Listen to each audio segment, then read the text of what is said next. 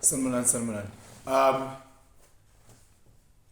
so I was driving home now, um, coming from wherever I'm coming from, and there's this guy who's cut off the road. So it's a two way, fucking yeah, ngapa na ngapa. And he's cut off the road, and he's screaming. He's screaming. He's got no shoes. He's topless, and he's screaming, and he's in a panic, And I'm watching cars make a U-turn and go around, And I'm watching, and there's a lot of traffic backed up. And I'm seeing cars that are coming down, squeezing around him. So I then drive, because I can see which there's something that's happening. So I drive towards this thing. And the car in front of me also drives towards, and then he stops and he gets out, you know. He stops, he gets out, and he goes to Loprazo, and I'm jump out and I go and I'm like, what's happening? And this guy is screaming. He's like, it was an attempted hijack. They took him, they grabbed him, they put him in the boot. They tried to drive off, but the car kept stalling and the car kept giving them problems. So they jumped out and they let him, like they just left the car, So he managed to get himself out, drove, and then like 2 seconds later, panicked and then tried to get help, you know. Okay, chilled, waited, tried to just figure out what's happening. So I then tried to call the cops, hey, there's a situation, Lumchita is panicking. I promise you, I waited for over an hour. This happened like 4:30. So at like 5:30, I then the guy that stopped with me, he left, and another lady stopped.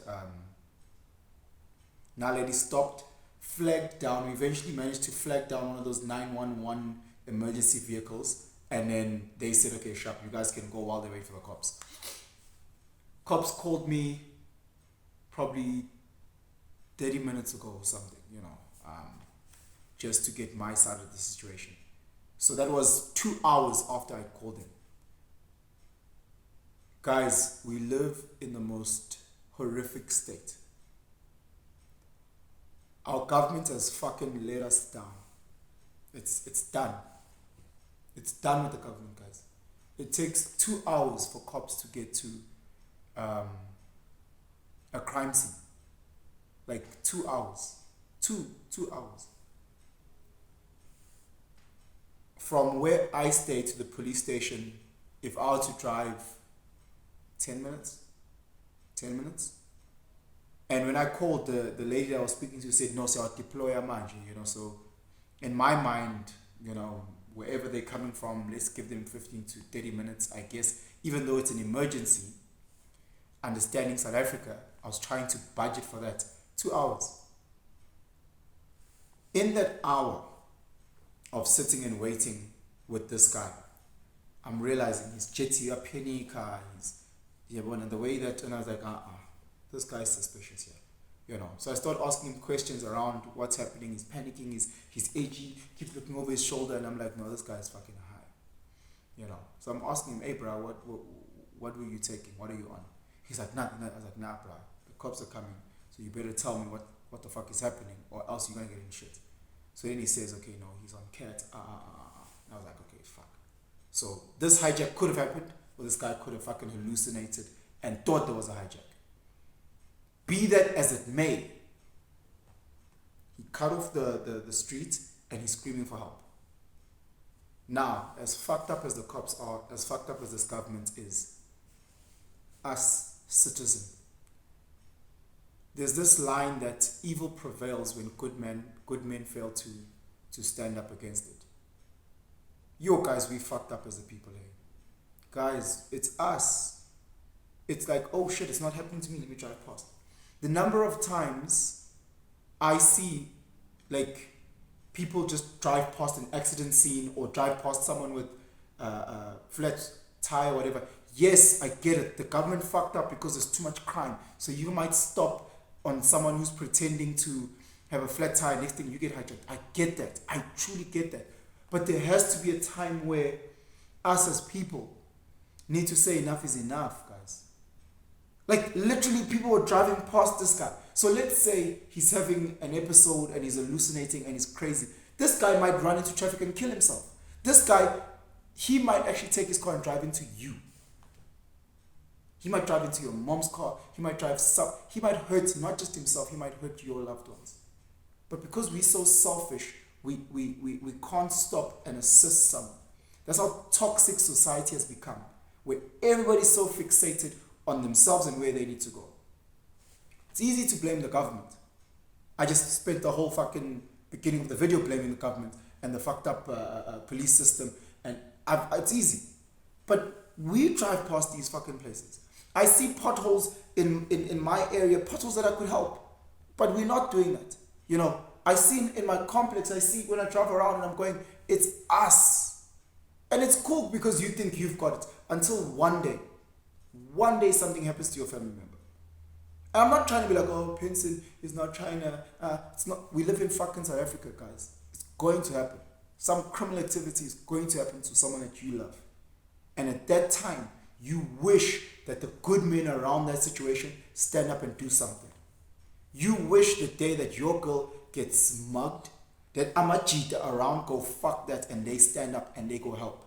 You wish the day that something happens to your mom, something happens, people get up and they assist. I've literally heard sisters say, nah, my man must stay here. He mustn't get involved. Fuck that. The day that your man is not there and something happens to you, sis, don't look around at us. Because you're selfish with him. You're selfish with your kids. You're selfish with your husband. Make sure, guys, we have to look after each other. And we stood there and I'm going, fuck. And I had so much to do today.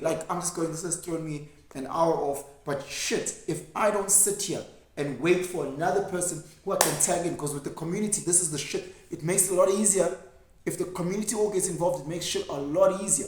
If there was someone else, we could have driven his car to somewhere safe. If there was someone else.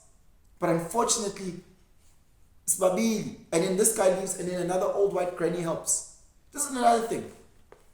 And this is to the black community. Us middle class black community. Not talking about lay in the village. Us middle class. We fucking lost it. We seen what the white community is doing together. We seen them build Orania together. But for us, none of that shit. It's a computer, everybody's selfish by themselves.